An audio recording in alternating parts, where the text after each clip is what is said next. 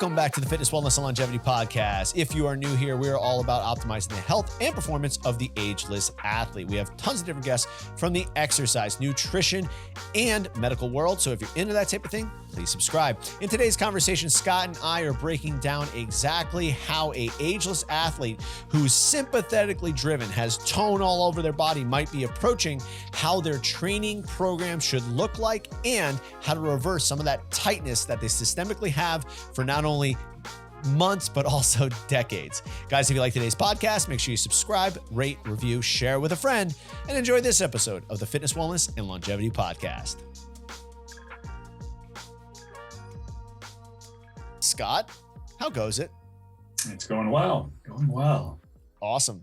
So about 2 weeks ago, I was about to embark on a reboot of the old Human Matrix through our friend Zach Couples. You and I went to Evolution Sports Performance, I think it was, in Yes. your home state of Oregon in Portland.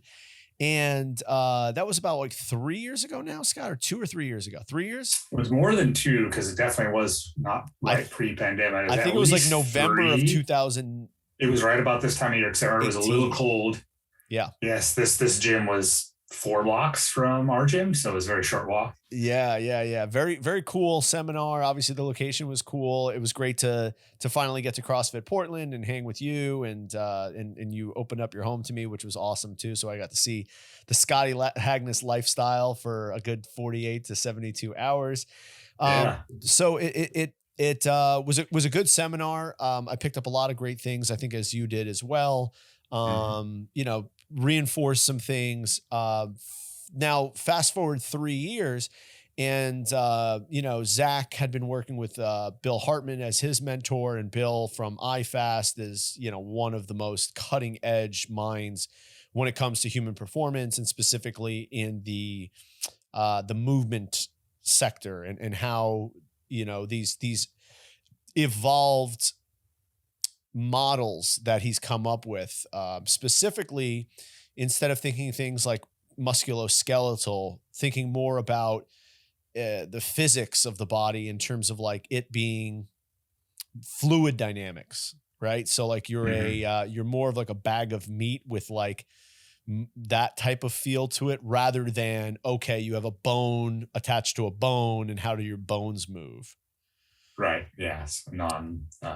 Mechanical viewpoint. Yes. Yeah. Yes. So obviously, every time someone hears something from a source, it's like telephone. You're going to, bias it on your own lens and perspective, and then your own clientele. And then you're going to try it out. You're going to see the things that work on yourself, things that work on clients. And then you're going to teach it to somebody else. They're going to create their own, viewpoint on it. And then it goes down and down and down, because I imagine, Bill didn't learn this from, the ether. He probably picked up some things from other areas, and then made it his own. So Bill goes to Zach. Zach starts integrating into his clientele. And so I'm fast forward. I'm supposed to go to the most updated Human Matrix seminar in North Carolina. But because COVID being a little bit, wonky, and I got a newborn, I was like, you know what? I just don't feel comfortable heavily breathing around people for like 2 days straight. So I was like, Zach, do you mind if we just do a mentoring one-on-one call? And, we had he was 100% fine with it. And I'll probably follow up a couple of more times just to kind of like be able to pick his brain about certain things and certain clients that are doing well, not doing well, why they're not doing well, et cetera. And then obviously myself, kind of my evolution of my movement. And as we kind of met together, the most updated stuff that he's looking at and working with his clients is reducing overall tone because of just pressurization from both sides. So when we look at the mechanics of the body, and the classic example is a tube of toothpaste. So, you have guts, and you have viscera, and you have organs and blood and all that kind of stuff. And we need to manage all that stuff within our torso. So if you're bending forward, you need to basically be able to move the stuff back and compress the front side of the body if you're bending over, and then vice versa as you're coming back up. And if you are compressed front to back because of, muscle tone and movement patterns that have created lack of ability to expand by, both anterior and posterior. It limits your capacity to move. And then we end up moving in compensatory ways.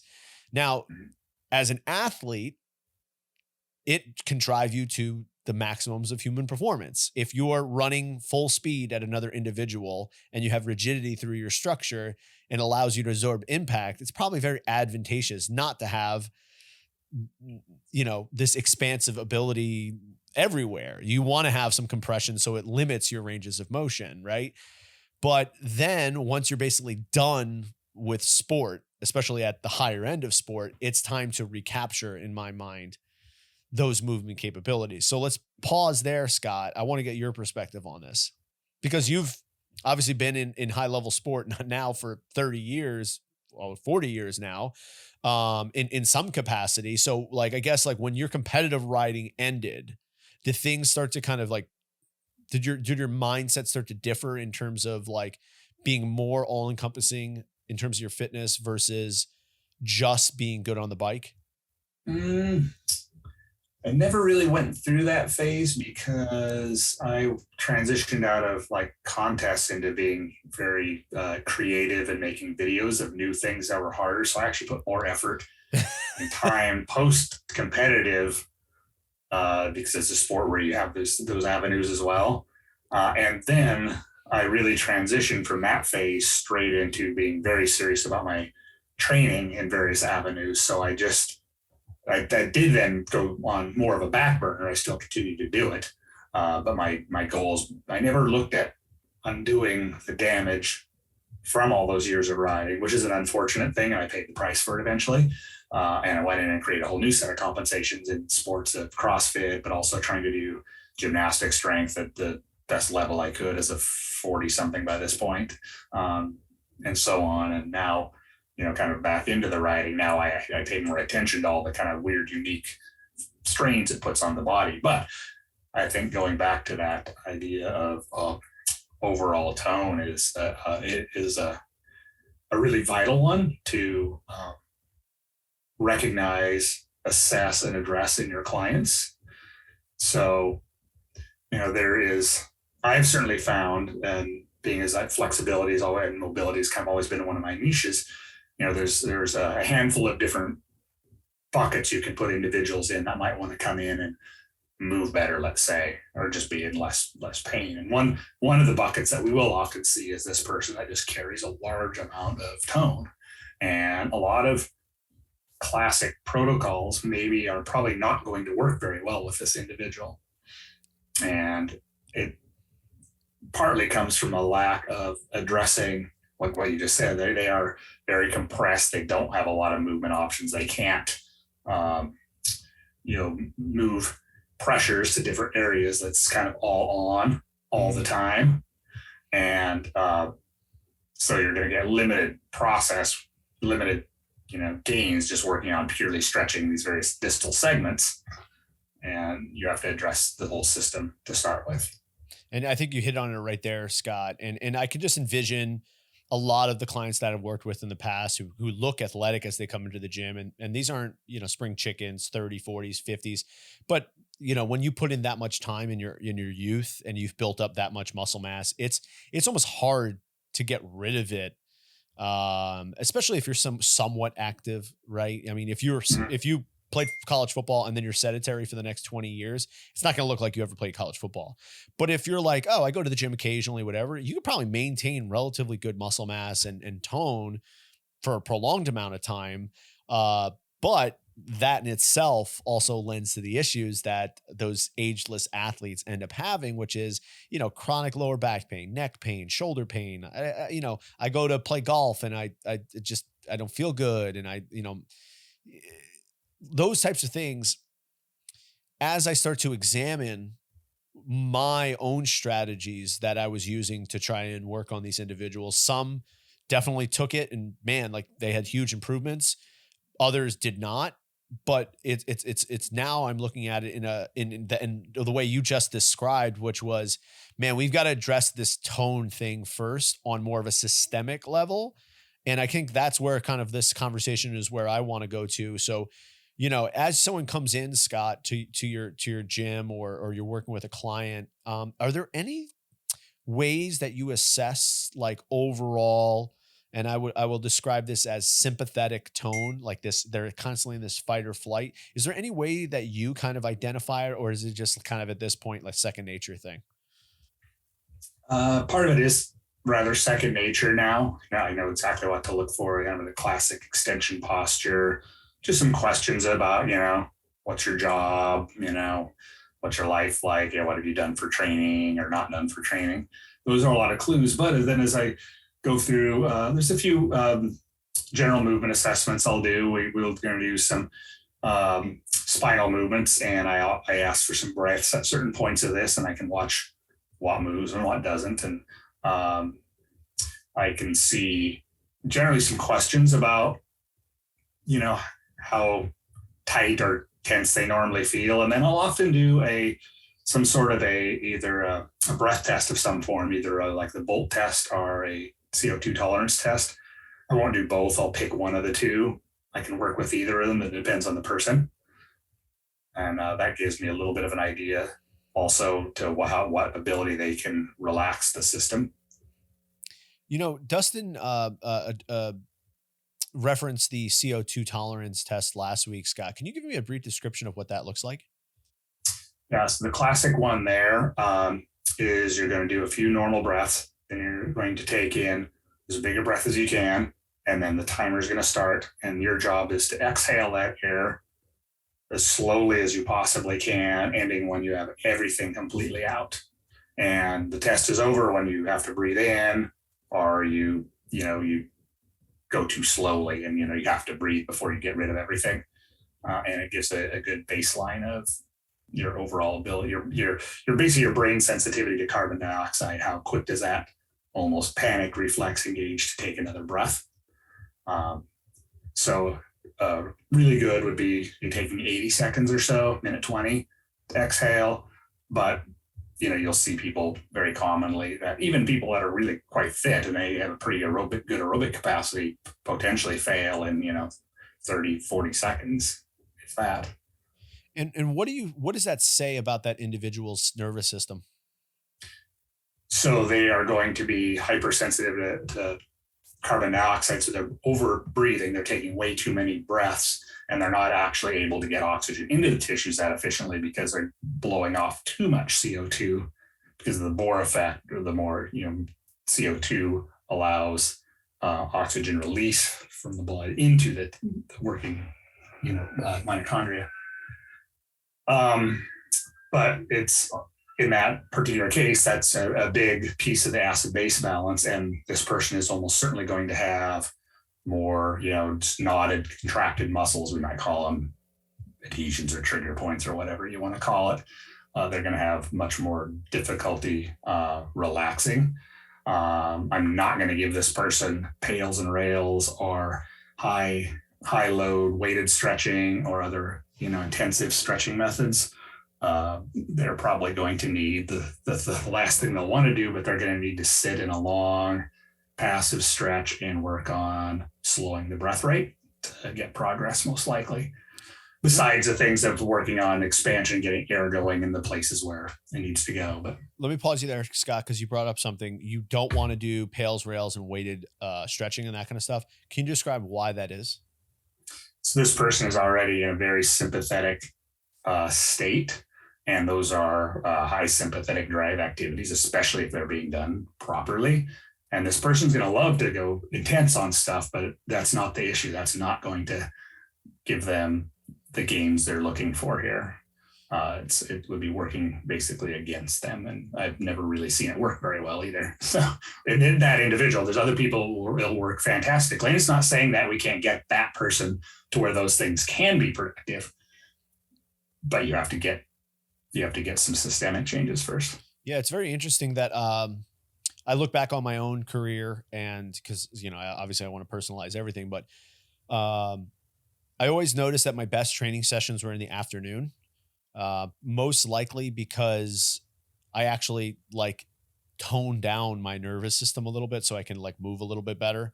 So like if I had an AM PM, my AM session was like basically just to burn off some of like the excess sympathetic drive so that I can actually kind of get some more parasympathetic drive. So like moved looser, breathed easier, like everything moved better. And it's very interesting as we look at the individuals that I work with, especially A types, personality, success driven. Again, you alluded to, what do you do for work? They're like, oh, I'm in finance. I'm like, oh, Jesus Christ. Like, you know what I mean? Yeah. So, Yeah.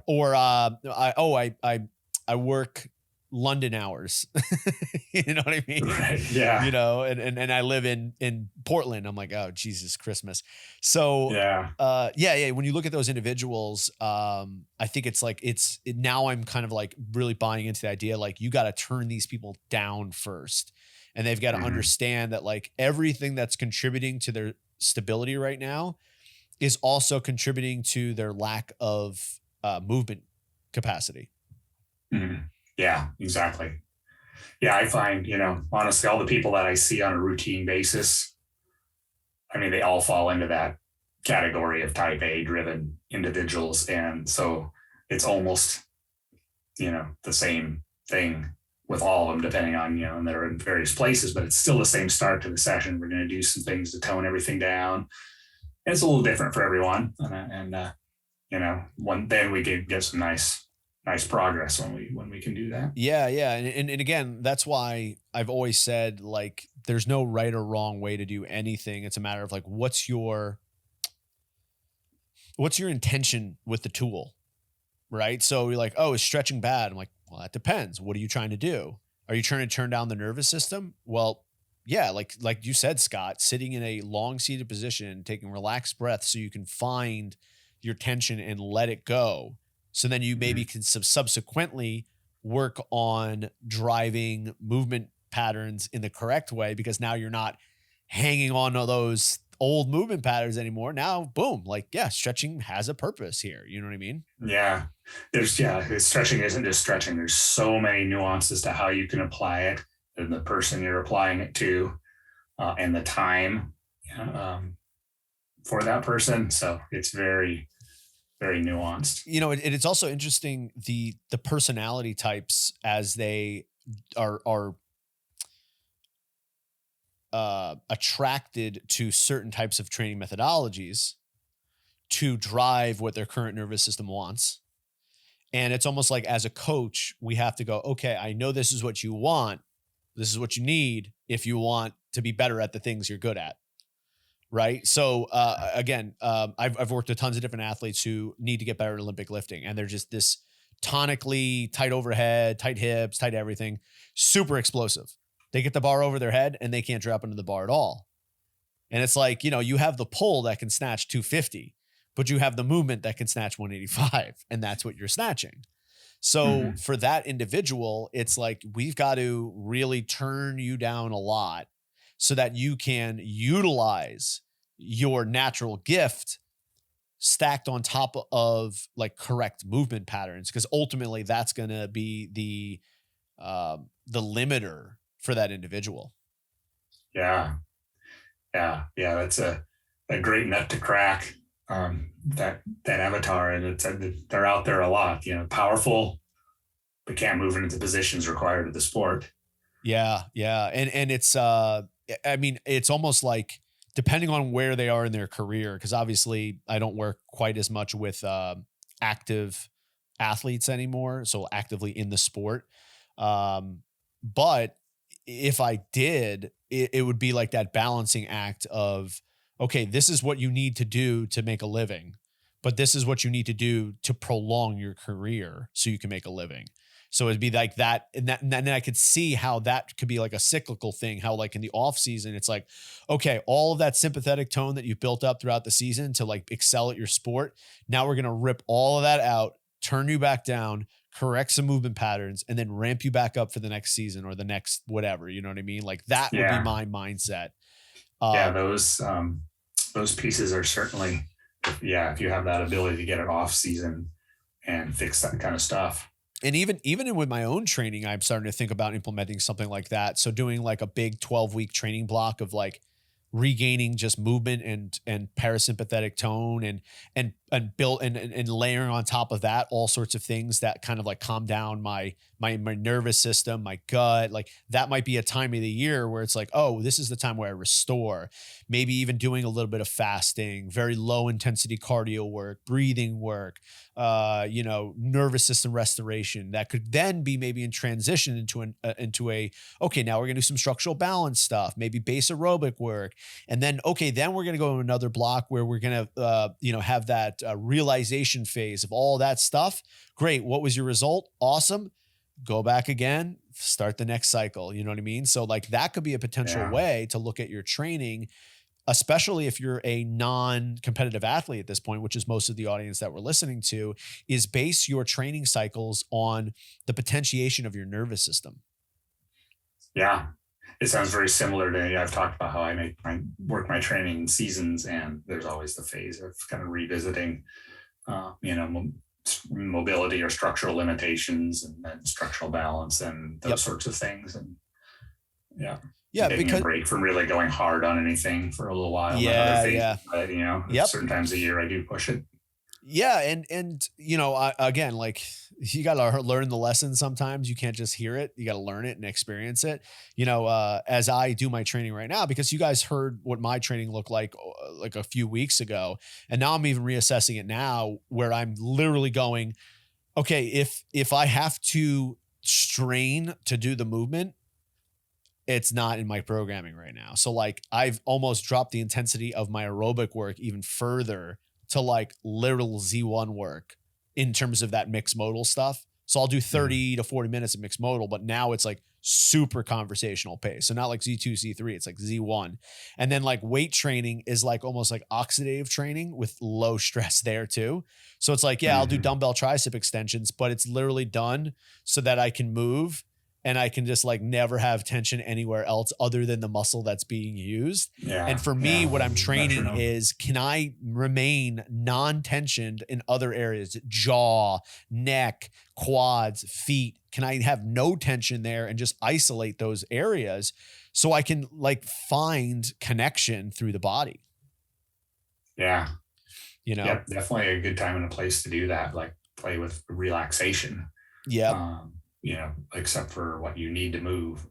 There's so many ways you can apply focus to things. You can, certain movement chains, I would sometimes prescribe people to only pay attention to just your breath as you move, like how does the pressure change and pull air in and out without you consciously breathing.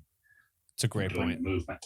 And it's a way to really hone in with that and let your body relax. And I've used that as a teaching tool on efficiency and like competitive CrossFit as well, where there's some of the movements you can allow the movement to just pump air in and out, and you actually can to some degree rest your breathing muscles.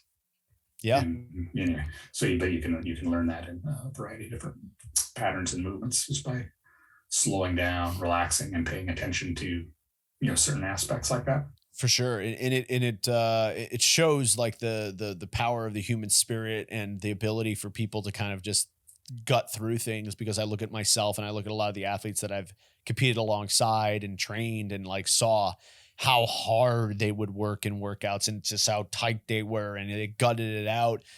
And then you look at the best in the world and you go, oh, wow, they're really relaxed. And I think part of that is obviously a physiological thing, but also I think some of it is also a psychological thing of not having that fight or flight response, being able to breathe through movements and have that ability to turn certain things on. I'm doing double unders. My jaw is not clenched. I'm not flexing my pecs. It's my wrists and forearms and I'm bouncing off my calves. Everything else can relax and I can breathe. Yeah, exactly. So it's elite. It's very similar to special forces. They've long known that they have the ability to a high sympathetic drive when required, but they can shut it off and go parasympathetic very quickly when they need it as well.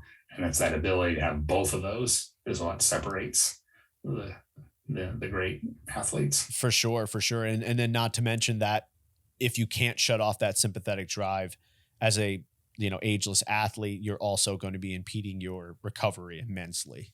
Yeah. That's where people will often see, this recover. They just don't recover like they used to. Yeah, for sure. That's for sure. like a compilation of chronic stress in a lot of cases. Here's something that I thought of, and I'll kind of leave it here, is if you are an A-type personality, think less about what stimulant you need to get the job done and think more about what do you need to calm yourself, to restore, so that you can turn it back up again.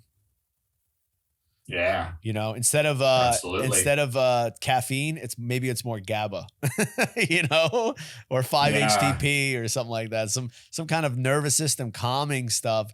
So then you can ramp yourself back up and supersede maybe where you were before. Yeah, absolutely. Yeah. So it's definitely an interesting topic, and we can also flip flop it to the other side as well, because we know individuals who are completely like parasympathetically driven, who are like wet noodles that we have to almost like drive, some sympathetic drive for them, which could be a whole other conversation as well. Scott? There's the whole opposite avatar, and they present completely differently if we're talking about getting them better movement or better range of motion. Yep. So obviously, this is a complex topic that a lot of people might have a hard time unpacking themselves. So having an expert coach along the way would definitely be beneficial, i.e. old Scott Hagnes here. Scott, if someone wants to work with you, what's the best way to get a hold of you? Just reach out to me. Just DM me at Scott Hagnes Training on Instagram, or you can email me at scotthagnestraining@gmail.com also. Awesome. And I'm Sean LaFlocki. We have flockfitness.com, Floch Fitness, and all of the social media outlets. We also have a new training program coming up here that's going to be released at the end of the month. So get on the email list so you can be getting that early bird special. The announcement's coming soon. Scott, I appreciate your time, brother. Absolutely. Same. And one last thing, Scott, this is a Thanksgiving episode. So maybe real quick before we go, can you give me a what you're thankful for? Oh, wow. Well, I am thankful, first and foremost for my family, but I'm certainly thankful for all the opportunities and changes that happened over this last year since the last Thanksgiving, with transitioning to, a new business and my own training programs. And it's been a good year. Awesome. In spite of everything out there in the world. And what about you? Definitely thankful for my health. Thankful for my family, and I am exceptionally thankful for the challenges within my life, because without those, then I wouldn't have to push myself to, grow. So without those challenges, it doesn't happen. That's absolutely true. Yes. Awesome. All right, Scotty, enjoy your Thanksgiving, man. Hopefully it's a good one. Yes, you too. And everybody else out there, happy Thanksgiving. Happy Thanksgiving, everybody. Thank you so much for listening to today's podcast. If you like what you heard, please go online, give us a 5-star review. It helps grow the podcast more than you know, and it's free to you. If you haven't already, please subscribe to the podcast, share it with a friend, and do us a favor. Have a lovely Thanksgiving. We'll see you guys next time.